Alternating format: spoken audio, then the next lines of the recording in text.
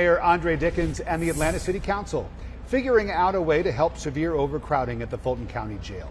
One proposal on the table would include temporarily leasing jail space at the Atlanta City Detention Center.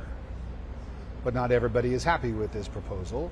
CBS 46's Crystal Bowie is here to tell us how the public responded during today's Public Safety Committee meeting. So how did it go, Crystal?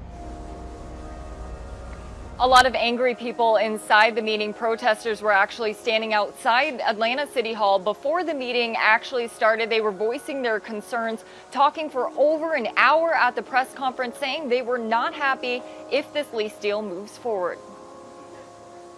Anger outside Atlanta City Hall.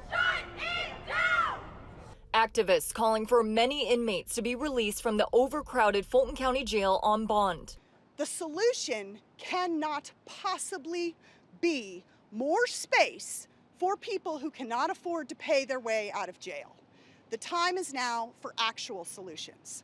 Saying there is no reason for the city to lease 700 more jail beds for Fulton County. We look to shrink the size of the police state and the prison industrial complex here at home.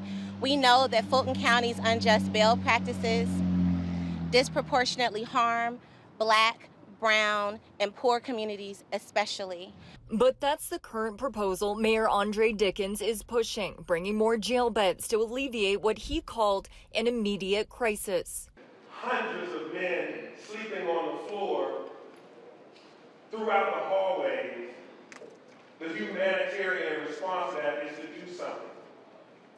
Do something immediately.